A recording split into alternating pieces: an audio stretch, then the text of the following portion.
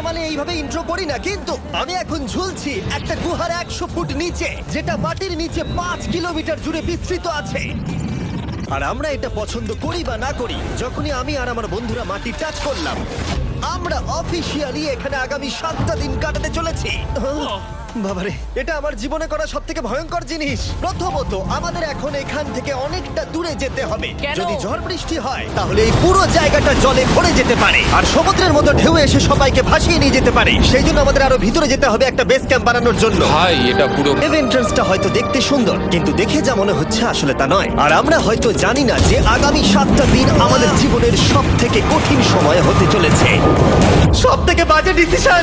ঠিক আছে, আর কিছুক্ষণের মধ্যে অন্ধকার হতে চলেছে। ক্যাম্প না করলে আমরা বিপদে পড়বো। আমরা কোথায় যাচ্ছি সেটা কি বলবে? আমাদের ক্যাম্প সেটআপের জন্য একটা ফ্ল্যাট গ্রাউন্ড খুঁজতেই হবে। কেভের ভেতরে ঢোকার পরে আমরা এমন একটা জায়গা খুঁজে পেলাম যেটা অনেকটা উঁচুতে থাকায় আমরা জল থেকে সুরক্ষিত থাকতে পারবো। তার মানে এটা ক্যাম্পের জন্য পারফেক্ট। পারফেক্টটা একটু বেশি হয়ে গেল। মোটামুটি বলা যেতে পারে। ঠিক আছে, ক্যাম্পের জন্য মোটামুটি। প্রথম দিনের বাকিটা আমরা কাটিয়ে দিলাম আমাদের জিনিসপত্র আনতে। প্রত্যেকটা ব্যাগের পেয়ে গেলাম। ঠিক আছে, আমরা এখানে লাইট লাগিয়ে দিলাম। আমাদের সব জিনিসপত্র হোম বেসে চলে এসেছে। একটু ক্যামেরাটা ওদিকে দেখাবে।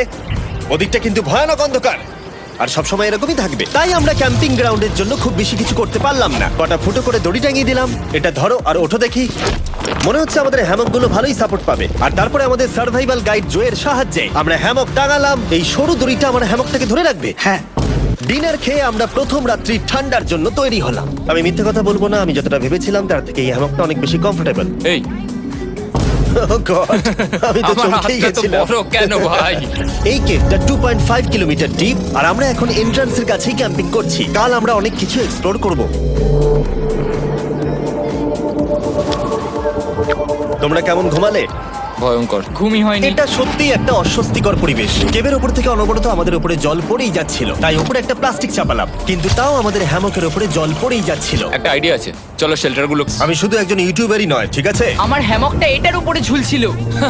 মানে দেখো, আমি আরেকটু হলে হ্যামক থেকে নেমে পড়ে যেতাম। আর আমরা সেই সময় এটা বুঝতেই পারিনি যে এই গর্তটা প্রায় 40 ফুট গভীর। তাই যখন আমি আর শন প্লাস্টিকগুলোকে জুড়ছিলাম, তখন ম্যাক আর কার্ল এই গর্তটা কতটা ভয়ঙ্কর সেটা দেখতে গেল। আমার হ্যামকটা দেখতে পাচ্ছো? ওখানে আমি ঘুমোচ্ছিলাম। এদিকটা দেখো। আর যেহেতু এই কেভে সব একই রকম দেখতে, তাই আমাদেরকে ফলো করা অনেকটাই কঠিন ছিল। এই ম্যাপে তোমরা আমাদের হোম বেস দেখতে পারবে, আর দেখতে পারবে ওরা ওখান থেকে কত দূর হ্যাঁ, যাচ্ছে। এটা তো খুবই ভয়ঙ্কর। ভাই এটা পাগলামো। আর যখন ছেলেরা র্যান্ডমলি এক্সপ্লোর করছিল, তখন আমি আর শন ক্যাম্পে কাজ করছিলাম। এই স্লিপিং ব্যাগটা এখানে কেন পড়ে? কারণ এটার থেকে পিয়ের গন্ধ বেরোচ্ছে। ইয়া, এটার থেকে শেখা উচিত স্লিপিং ব্যাগ ভাড়া নিতে নেই। আমরা স্লিপিং ব্যাগ কেন ভাড়া আমি- নিয়েছি? কেন আমি আমরা জানি না। স্লিপিং ব্যাগগুলো কিনে আনতে পারলাম না? আর তারপরে আমরা এই দুটো প্লাস্টিককে জিপ টাই দিয়ে জুড়ে দিলাম। কিছু মনে করো না, এই দড়িটার উপরে আমার জীবন বাজি আছে। আর তখন ওইদিকে ম্যাক আর কার্ল তখন ওই গর্তের মধ্যে। ও মাই গড, ম্যাক! আর শেষ পর্যন্ত ওরা একদম নিচে পৌঁছে গেল। এই! আমি তো ভাবলাম সবাই ক্যাম্প নিয়ে কাজ করবে। আমরা শুধু দেখাচ্ছিলাম জায়গাটা কতটা ভয়ঙ্কর। না পড়লেই হবে, তোমাদের স্কিল নেই। আচ্ছা ঠিক আছে। আর যদিও ওদের এবার ফিরে আসা উচিত ছিল, কিন্তু কাল আর ম্যাক এটা কতটা গভীর সেটা দেখানোর চেষ্টা করলো। ভাই এটা দেখতে দারুণ লাগছে। তুমি কি নদীটাকে পার করতে পারবে? কিন্তু ওরা এটা জানে না যে এই রিভারটা এই কেভের গোটাটাই জুড়ে আছে। তার মানে এর মধ্যেও আমাদের কিছুটা সময় কাটাতে হতেই পারে। ওই তো ওরা এসে গেছে। এসো। তোমরা রান্না করে রেখেছো তো? হ্যাঁ, রান্না করেছি। ঠিক বলেছ। একটা নতুন বাড়ি, ঠিক বলেছি তো? একদম। এখন আমাদের একটা ছাদ আছে। আর এটা তো দারুণ। জিমি রান্না বেশ ভালোই আর করেছে। আমরা আমাদের ফায়ার পিটটাকে এই সুন্দর জায়গাটাতে নিয়ে এসেছি। জায়গাটা কেমন? বেশ গরম। আরামদায়ক। এই পাথরগুলো গরমটাকে ধরে রাখবে এবং ওপর থেকে যে পি পড়ছে সেগুলোকে আটকে দেবে। ওটা পি নয়। তাহলে ওটাকে কি বলবো? যদি জানি না, হয়তো বৃষ্টির জল হবে বা না, এটা বৃষ্টি নয়, না, পাথর মানে ইয়ে করছে। এই একটু উপরে দেখাও। তুমি মেঘ দেখতে পাচ্ছো? পাথর দেখা যাচ্ছে। এটা বৃষ্টি নয়, রক পি। Rock P. ঠিক আছে, রক পি। ঠিক আছে, এটা রক পি। আর একটা শুকনো রাত ঘুমিয়ে কাটাবার পরে আমরা ঠিক করলাম জো আমাদের সার্ভাইভাল এক্সপার্ট, তাকে নিয়ে আমরা কেভের শেষ প্রান্ত অব্দি যাব। Cave, cave! Cave, cave, cave! Cave!